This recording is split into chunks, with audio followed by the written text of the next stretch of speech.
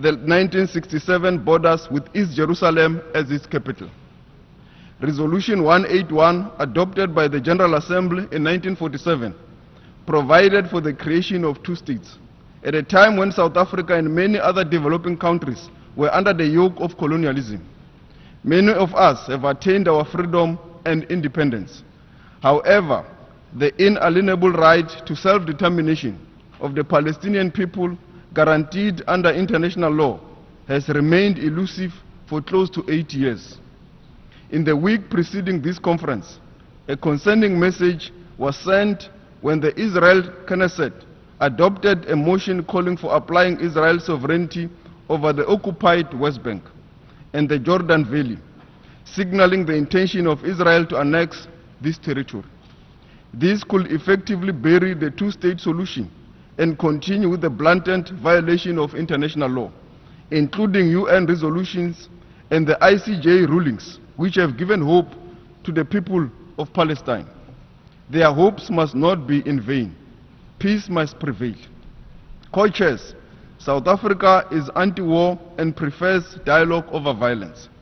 South Africa would like to stress the following points as fundamental to restoring the credibility of the two-state solution. Firstly, all states must urgently recognize Palestine's statehood, and the territorial integrity and contiguity of Palestine should be established and respected. In this regard, South Africa welcomes the intention of the recognition of the State of Palestine by France as an important step towards achieving a two-state solution. Secondly, there cannot be peace while the very existence of the Palestinian people is being threatened by Israel's continued genocidal actions in Gaza and the forced displacement of Palestinians in the West Bank. This is part of a systematic pattern of injustice and oppression of Palestinians since the adoption of Resolution 181 and the subsequent Nakba in 1948. These actions must be condemned, and the UN Security Council must act to protect the Palestinian people in whole and in part. Thirdly, preserving the viability of the two-state solution must include promoting safeguards such as the full respect for international law, including international humanitarian law and human rights law.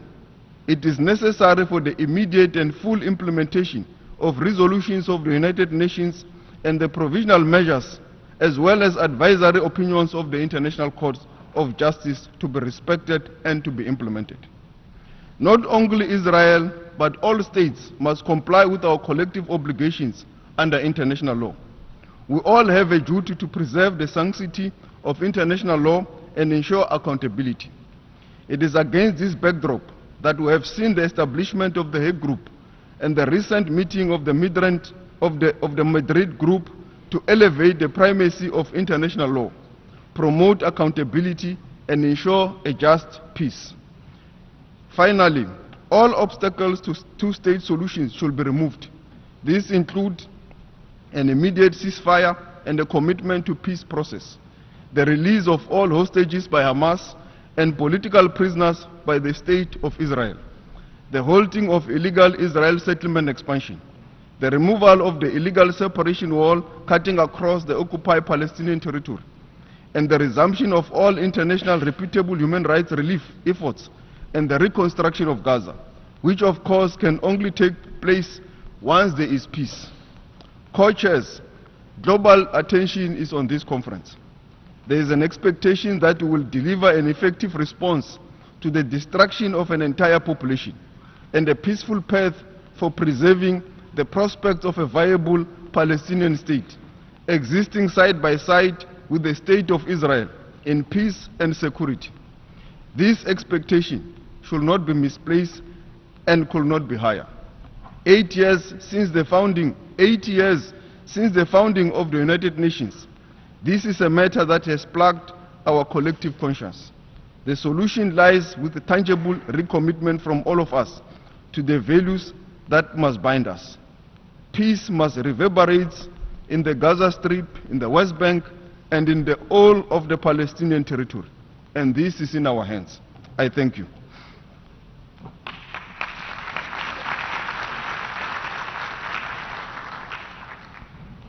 Je remercie. I thank the Minister for International Relations and Cooperation of South Africa. I now give the floor to His Excellency Paulo Rangel, Minister for Foreign Affairs of Portugal.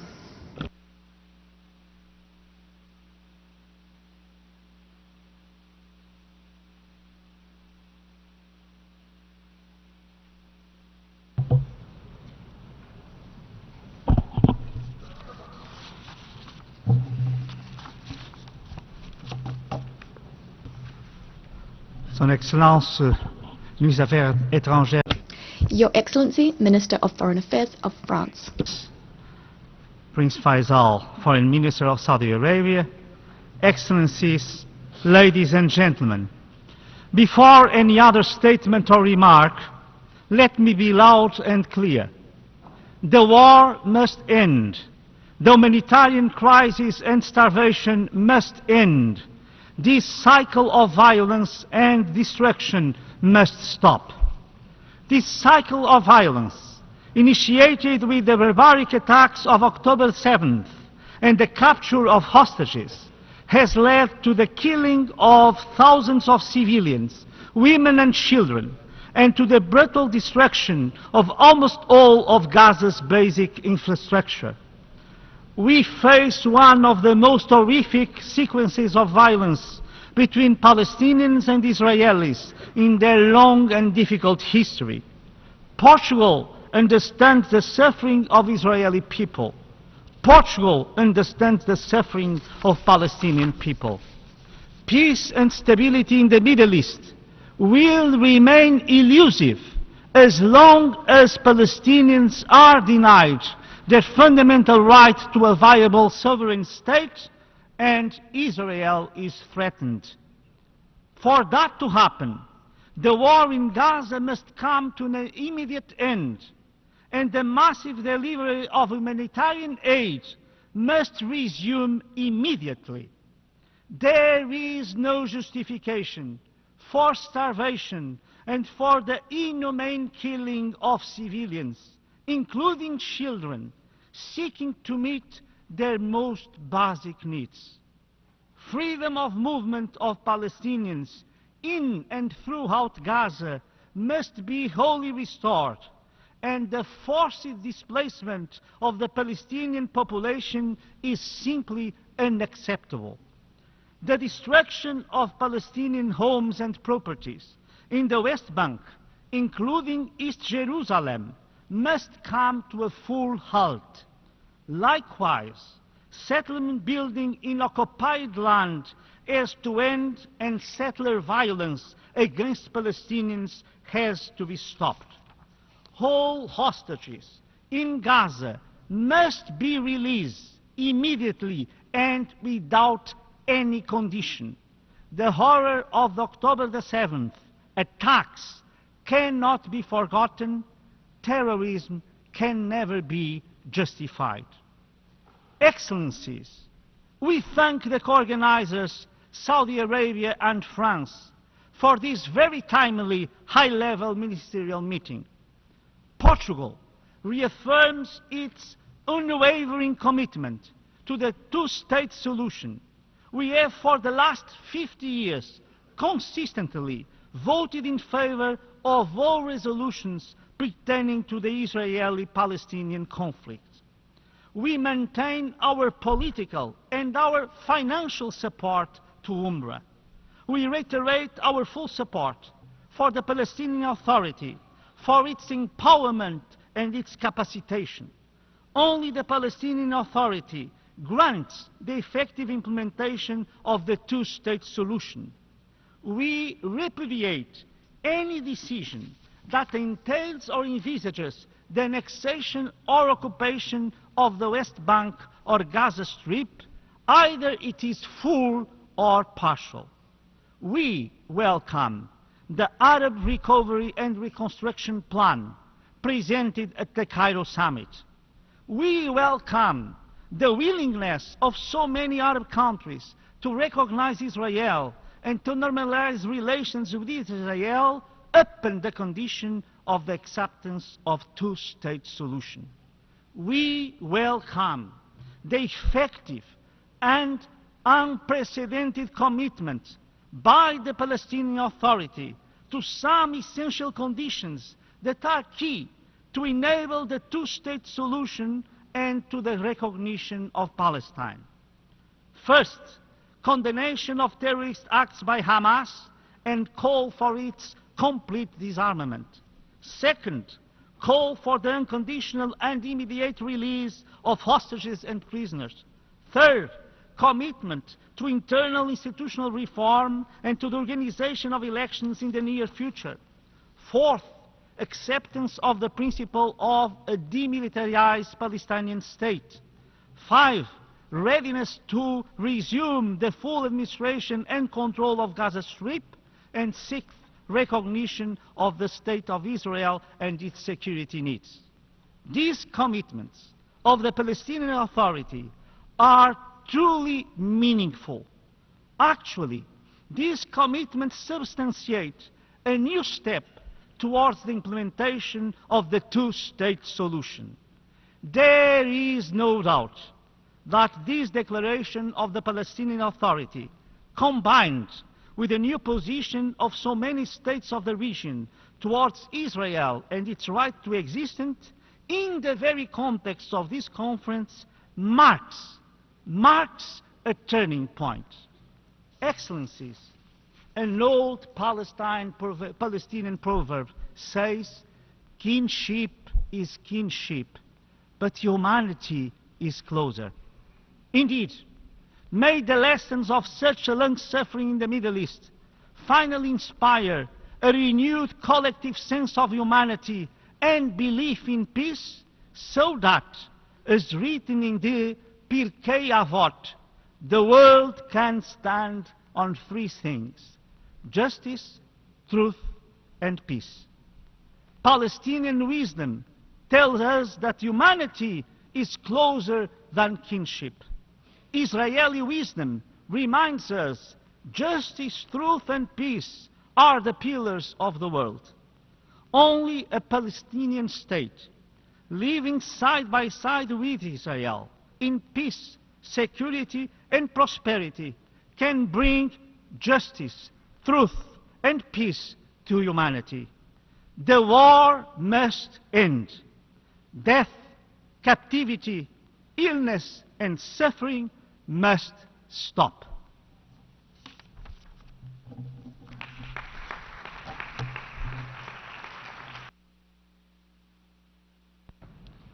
Je remercie le ministre. I thank the Minister for Foreign Affairs of Portugal. I now give the floor to Her Excellency Rosa Yolanda Villavicencio, Acting Minister for Foreign Affairs of Colombia.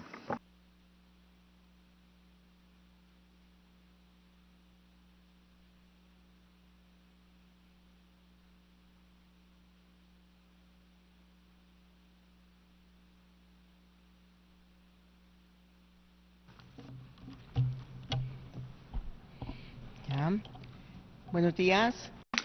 Good morning, distinguished co-chairs, distinguished delegates, excellencies. While we are meeting here, hundreds of people are dying in Gaza. The world is watching with horror as a campaign of ethnic cleansing is rolled out against children, women, older persons, the sick and wounded, a campaign that is violating the most basic norms of international law. July was the most deadly month for the population of Gaza in the past 18 months. According to reliable information, on average, more than 100 Palestinians were killed by Israel each day this month. 10,000 more people have been injured. The figures show that despite international pressure, Israel has increased its violence. We are seeing indicators similar to those from February 2024. Enough is enough. The Gaza Strip is cut off from communications. There is no food nor drinking water, no medical care. Children are not going to school. Vaccination has been paralyzed, and the entry of humanitarian assistance has been blocked. Hunger has been added to Israel's arsenal of war, and now the population of Gaza is also dying of starvation. Enough is enough. And in the West Bank, settler violence endorsed and encouraged by the occupying power is imposing a regime of terror that openly defies international law. Enough is enough. We call for an immediate, permanent, and unconditional ceasefire and the end of the illegal occupation. We cannot remain indifferent in the face of the normalization of the systematic violation of the most basic norms of human coexistence. Enough is enough. With the disdain with which it has been addressing its international obligations, Israel is intending to destroy several decades of human progress, as reflected in the rules-based system that gave rise to the United Nations. The world cannot go back to tolerating the use of hunger as a method of war or apartheid as a system of segregation and exploitation. Enough is enough. Colombia reaffirms its historic support for a peaceful, just, definitive, and comprehensive political solution to the question of Palestine, one that is based on the solution of two states living side by side in peace and security within secure and internationally recognized pre-1967 borders, and recognizing the... But when we speak of the two-state solution, we have to be clear. This cannot be a cosmetic fix that legitimizes the occupation. The Palestinian state must be a viable sovereign political entity, and it must have the same conditions as any of the countries participating in this conference. It must possess its own government, the ability to defend itself and to protect its population, total jurisdiction over its territory and its airspace, control of its borders, and the chance to administer its natural resources. We cannot tolerate conditions being attached to the full exercise of the right to self-determination of the Palestinians. The Palestinian state has declared itself to be peace-loving, and therefore it should be admitted as a full member of this organization without further delay. In the meantime, it is the obligation of all states to take measures to counter this humanitarian catastrophe. Now is not the time for more speeches. Enough is enough. Colombia has shown that it believes in facts and not in words. We broke off diplomatic relations with the genocidal government in Tel Aviv, and we decided to stop selling it our coal. We are participating as an interested third party in the genocide case brought by South Africa at the International Court of Justice. And we have contributed to the proceedings on Israeli leaders currently underway at the International Criminal Court. Together with South Africa, we created the Hague Group, which is a platform for action and the pursuit of justice. We urge all countries to join these initiatives and to adopt similar measures. We hope that this conference will serve to galvanize the necessary international support that will allow for a definitive political solution to the question of Palestine, one that is based on the right of both states to self-determination and to live in peace. Thank you.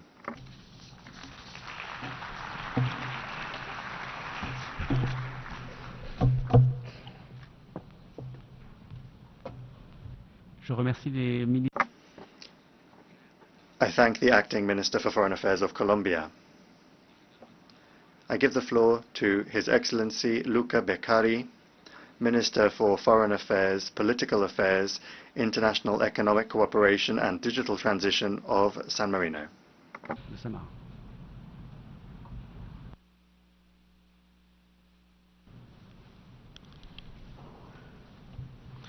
Co-Chair, Excellencies, distinguished colleagues, on behalf of the Government of the Republic of San Marino, I would like to thank the Kingdom of Saudi Arabia and the French Republic for co-chairing this high-level conference at a time when the need for moral clarity and political courage has never been greater.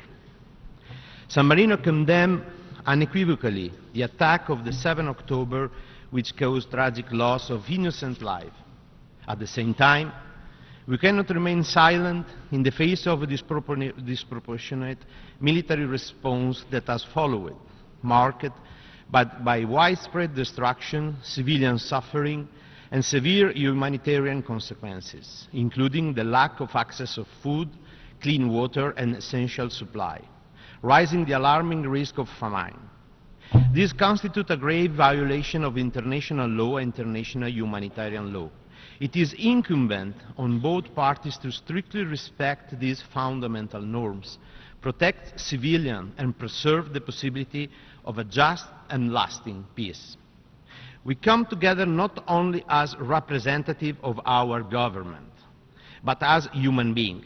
The Secretary General of the United Nations recently spoke of a collective moral failure in the face of the catastrophe unfolding in Gaza. This word must resonate with us. More than 50,000 lives lost, including thousands of children. A society torn apart. A people deprived of dignity, security, and hope. The tragic death of UN and UNRWA staff members, humanitarian workers, and journalists must not be tolerated. This is not only a political crisis. It is a test of our shared humanity. San Marino stands unequivocally for an immediate and lasting ceasefire, for unconditional release of hostages, for the protection of civilians, and for the full humanitarian access in accordance with international humanitarian law. At the same time, we are deeply concerned by the continued expansion of illegal settlement violence against civilians and other unilateral action in the West Bank, which threaten the viability of a future Palestinian state and undermine the prospect for peace. The unity and territorial continuity between the West Bank and Gaza under the Palestinian Authority are essential and any meaningful two-state solution. However, we must look beyond the immediate emergency. It is time to reignite the political horizon. San Marino reaffirmed its unwavering support for a two-state solution as a sovereign, independent, and viable state of Palestine, living in peace and mutual recognition alongside the State of Israel, both within secure internationally recognized border and with Jerusalem as a shared capital. We believe that peace is not only possible, but necessary and achievable if the international community acts with unity and resolve. In this spirit, we support a multilateral framework led by the United Nations, building on the Madrid Terms of Reference, the Arab Peace Initiative, and the Peace Day effort, underpinned by strong international guarantees and credible security arrangements for all. Co-Chair, on 15 May 2025, the Parliament of San Marino adopted unanimously an historical recommendation committing the government of the Republic to recognize the State of Palestine by the end of this year. This is not a symbolic act. It is an outcome of deep reflection and a principled stance grounded in the values that define our Republic: the rejection of war, the right of people to self-determination, and the primacy of international law. The recognition process has already begun. The Ambassador of Palestine has formally presented her letter of credence to the Captain Regent, our head of state. The next step will be the appointment of San Marino ambassador accredited to Palestine, establishing full diplomatic relations. We will also continue to support Palestine's full membership in the United Nations, as well as to affirm the need of international organization presence to deliver full and safe humanitarian assistance, especially for children, women, and the most vulnerable. San Marino urges all nations to take coordinated and courageous steps. We cannot allow violence, despair, and extremism to shape the future. We must act now to build a peace grounded in dignity, accountability, and mutual recognition. Co-chairs, San Marino believes that the value of the just peace and human dignity know no border. We stand ready to accompany this irreversible process, ensuring full respect for international law, compliance by all, and sustained engagement through credible multilateral mechanisms. Let this conference be remembered not as a missed opportunity, but as a turning point. Let us replace cynicism with determination and silence with action, by implementing the two-state solution and by defining a common framework for the recognition of the State of Palestine, with clear, sure milestones that can encourage all nations to take meaningful steps forward. Thank you.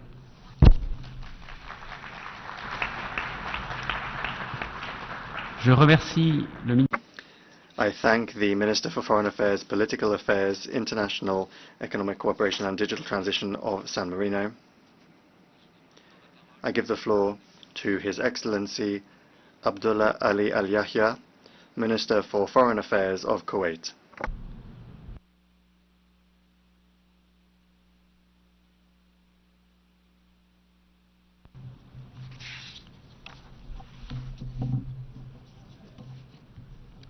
Bismillah ar-Rahman.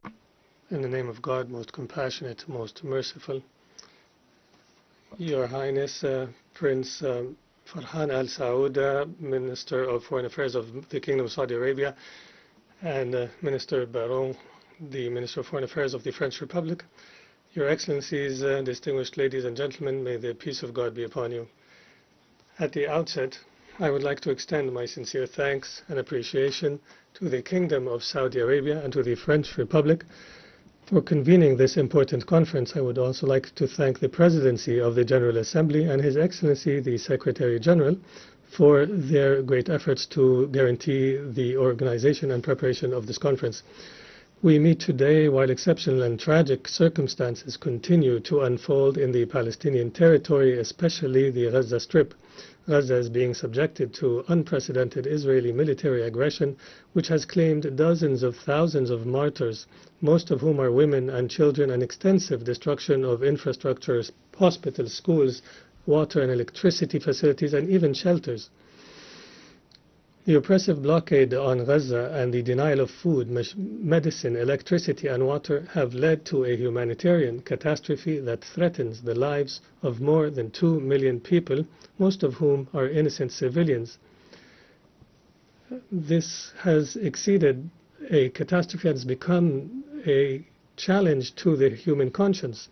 The continued military aggression and the disregard for humanitarian and legal principles represents an inability of the international community to perform its duties, and it encourages impunity. Therefore, there is an urgent need for immediate and effective international action. And based on the State of Kuwait's historical and firm principles, we would like to reiterate the following positions. First, full recognition of the State of Palestine within the borders of June 4th, 1967, with East Jerusalem as its capital. In this context, we welcome the recent steps by several states to recognize the State of Palestine, and we call on the states who have not yet done so to do so as a basis for justice and peace. Second, immediate and comprehensive halt of the Israeli aggression against Gaza and all the occupied Palestinian territory, and to end the targeting of civilians and infrastructure, and to guarantee the non-recurrence of such crimes. Third, the permanent and unconditional opening of all crossings to guarantee the flow of humanitarian and medical aid, and enabling relief operations to reach the persons in need without difficulty. Fourth, we reject all forms of forced displacement aimed at changing the demographic reality in the Palestinian territory, and we affirm the right of Palestinian refugees to return home in accordance with UN Resolution 194. Fifth, supporting the Palestinian government and its institutions and expanding its authority over the entire Palestinian territory as a fundamental step in building an independent Palestinian state. Sixth, ensuring the protection of civilians, ending the violations, holding perpetrators accountable before the ICJ, and enabling the international justice mechanisms to guarantee the lack of impunity. Seventh, supporting all political and diplomatic efforts to revive the peace process in accordance with UN resolutions, the Arab Peace Initiative of 2002, and rejecting all policies that delay the two-state solution. Ladies and gentlemen, the State of Kuwait believes that a just and comprehensive peace cannot be achieved without ending the Israeli occupation and enabling the Palestinian people of gaining their legitimate rights. The time has come for the international community to end the recurring tragedy and to act to protect the innocent, to stop the aggression, and to end the siege and force the Israeli occupation to respect international humanitarian law. We are witnessing a tragic humanitarian situation that no living conscience can accept. Innocent people are killed at the gates of hospitals, and Gaza is being deprived of water, food, and medicine. Will there be a savior? Will there be a supporter for the people of Gaza? May the peace of God be upon you.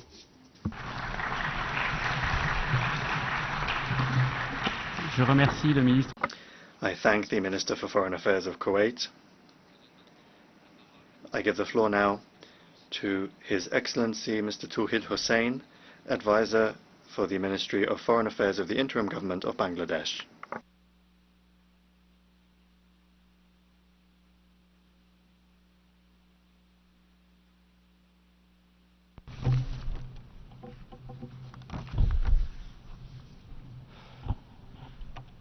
Co-chairs, Excellencies, distinguished delegates.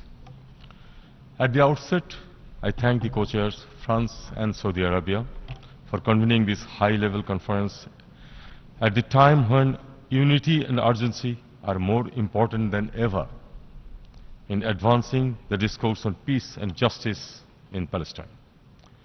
In this respect, I also commend the unwavering commitment and diligence of the 8 working group members. Excellencies, Bangladesh approaches this conference with moral clarity and a solemn sense of responsibility. Our Constitution commits us to stand with those who face oppression and affirms the right of people to self-determination.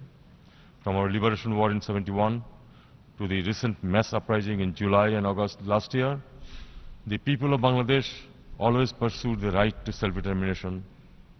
That legacy shapes our empathy and enduring solidarity with the Palestinian people in their legitimate aspirations for an independent, sovereign state.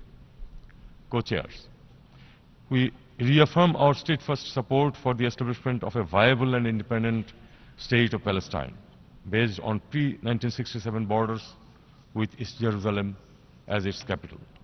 We believe peace in the Middle East cannot be achieved without justice for Palestine, and justice cannot be delivered without implementing their two-state solution, the only viable and internationally recognized path forward, based on international law, relevant UN resolutions, and the aspirations of the people of Palestine. We strongly endorse the initiative of the Global Alliance for the implementation of the two-state solution. The consensus must now be translated into concrete, time-bound action. Excellencies, to turn this vision into reality, we must urgently address 2 core challenges. First, the conditions on the ground. A just and meaningful two-state solution requires a clear and contiguous Palestine territory. Today, that possibility is being disrupted through the expansion of illegal settlements in West Bank and the systematic erosion of Palestinian presence in East Jerusalem. Bangladesh calls for full compliance with international law, in line with the advisory opinion of the International Court of Justice issued on 19 July 2024, ending Israel's unlawful presence in the occupied Palestinian territory. Second, flagrant violation of international humanitarian law unfolding since October 2023, which is unprecedented in scale and gravity. More than 58,000 Palestinians have lost their lives and many more have been injured, most of them women and children. Schools, hospitals and aid camps are under attack by IDF, with countless bodies lying beneath rubble in Gaza. We are undoubtedly witnessing one of the gravest genocides of our time. Bangladesh condemns this genocidal killing in Gaza and calls for accountability of the perpetrators. Use of starvation as a weapon by Israel is absolutely not acceptable. Co-chairs, Words alone will not heal the sufferings of the Palestinian people. Our actions must be visible. From this conference, we simply cannot go back to where we were. Our topmost priority should be executing an immediate and unconditional ceasefire in Gaza, and to ensure the urgent, sufficient and unhindered delivery of essential supplies and services throughout the Gaza Strip. UNRWA should be strengthened, and any attempt to hinder its operations should be resisted. Civilians, aid workers and medical personnel must be allowed immediate, safe access. We also need to mobilize new resources and funding to address the humanitarian crisis and to implement an effective and sustainable reconstruction of Gaza. We stand ready to join any UN-led efforts for rebuilding Gaza by deploying personnel to support humanitarian and future reconstruction plan. Co-chairs, we reiterate our call for the full recognition and membership of the State of Palestine in the United Nations. The implementation of the two-state solution must begin now. We must act with urgency and courage to uphold international law, international humanitarian law, and the UN Charter. Let us reaffirm our collective commitment and take our position to the right side of history. Thank you all.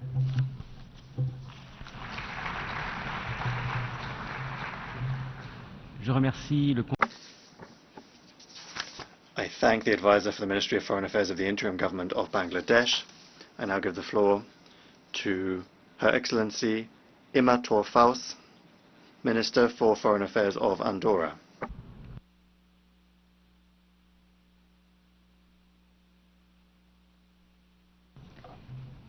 Monsieur le Président, Co-chairs, Excellencies, ladies and gentlemen. At the outset, I would like to welcome the convening of this high-level conference at a time when, following almost 2 years of war in Gaza, the suffering of civil society is at fever pitch. At a time when the world is deeply upset by the humanitarian situation in the region, we, representatives of United Nations member states, have a moral and a political duty to establish the conditions for lasting peace in the Middle East, a region which is undergoing this ordeal for decades now. The time has come to settle the question of Palestine. The settlement, in our view, can only occur through the implementation of the two-state solution. Andorra fully supports this solution, a solution underpinned by international law and the conditions set forth inter alia in successive United Nations resolutions as well as the Madrid Peace Initiative. Andorra, drawing on its 700-year history of peace, has historically been deeply committed to the principle of neutrality. Over the last 2 years, we've followed with great disquiet the situation unfolding in the Middle East, and in particular the situation in Gaza. Repeated violations of international law as well as humanitarian law have led us to a position of active neutrality. We firmly and repeatedly condemned the terrorist attacks perpetrated by Hamas in Israel on the 7th of October 2023. We've called for the release of hostages. At the same time, we've expressed deep regret at just how violent the response to these attacks is. We also regretted indiscriminate attacks on civilians, which have claimed the lives of almost 60,000 people, the majority of them women and children. This spiral of violence has resulted in a catastrophic humanitarian situation, with access to civilians already